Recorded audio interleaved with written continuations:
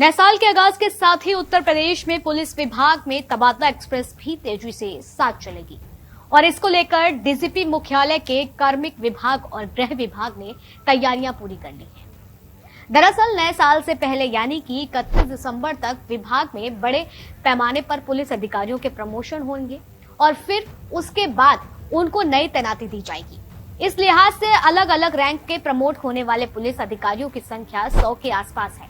बता दें कि जिन अफसरों के तबादले होने हैं उनमें सहायक पुलिस अधीक्षक से लेकर के डीजी रैंक तक के अधिकारी शामिल हैं। गृह विभाग के सूत्रों के मुताबिक 3 से 4 चरणों में यूपी के तबादले एक्सप्रेस चलेगी। दरअसल उसकी बड़ी वजह है कि योगी सरकार के अमूमन 20 से 25 अफसरों की सूची जारी की जाती है। ऐसे में प्रमोशन पाने वाले अफसरों की तैनाती में थोड़ा समय लग सकता है। वहीं आपको बताते चलें कि यूपी के अंदर जिन अफसरों को नई तैनाती मिलनी है उनमें खास तौर पर से वो 22 पीईएसएस अधिकारी शामिल हैं जिनका 6 नवंबर को प्रमोशन हो गया है और वो आईपीएस रैंक से पहुंच गए हैं। अब चूंकि और भी पीएससी अफसरों के प्रमोशन होने हैं तो ऐसे में उनको भी नई तैनाती का इंतजार है।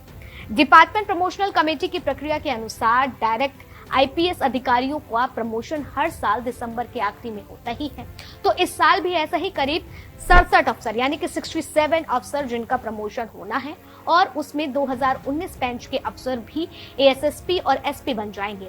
2000 बैच के 15 आईपीएस एसपी एएसएसपी बनेंगे और 2011 के बैच के 27 अफसर एएसपी और डीआईजी के पद पर प्रमोट होंगे। जबकि आपको ये भी बता दें कि 2007 बैच के 12 आईपीएस डीआईजी और आईजी रैंक के प्रमोट होंगे और 2000 बैच के आईजी रैंक के अधिकारी एडीजी बनेंगे। अगर बात करें तो डीजी रैंक की तो सिर्फ एक अफसर का प्रमोशन होगा जिसमें 1991 बैच के दीपेश जुनेजा एडीजी से डीजी हो जाएंगे। वहीं 2011 बैच की अगर हम बात करते हैं तो आईपीसी और डीआईजी बनने पर यूपी में 6 जिलों के कप्तान भी बदल जाएंगे, क्योंकि अभी तक इन जिलों में वो बतौर कप्तान का काम कर रहे हैं।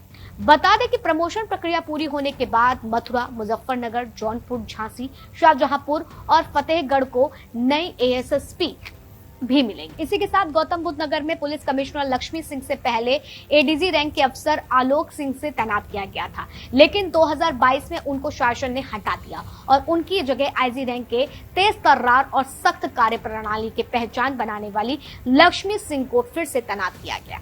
अब चूंकि 2000 बैच और आईजी रैंक के 3 अफसरों का प्रमोशन होना है और उसमें लक्ष्मी सिंह का नाम भी शामिल है और देखना यही दिलचस्प होगा कि एडीजी बनने के बाद लक्ष्मी सिंह नोएडा में ही तैनात रहती हैं या फिर उनको सरकार कोई और जिम्मेदारी दे सकती है या उनकी कई जिम्मेदारियों को बढ़ा भी सकती है। अब ये जो सिलसिला है, जो ये प्रोसेस है, ये पूरा हर साल के अनुसार ही किया जा रहा है, लेकिन इन सारी चीजों में सबसे दिलचस्प बात यह है क्योंकि जिक्र लक्ष्मी सिंह का है। अब देखना होगा कि लक्ष्मी सिंह को कौन सी बड़ी जिम्मेदारी मिलती है। हालांकि जिस तरह से वो बेबाक मुखर हो करके और अपने कर्तव्यों के प्रति निष्ठापूर्वक दिखती हैं और जिस तरह से उन्होंने जीरो टॉलरेंस की नीति को अपनाते हुए वो तमाम काम किए हैं, तो उसके तहत जब इनका को प्रमोट किया जा रहा है तो उसमें अब कौन सी सरकार इनके पास जिम्मेदारी देती है, सबसे बड़ा विषय यही है। फिलहाल अब तक के लिए आप बने रहे लीडिंग भारत टीवी पर।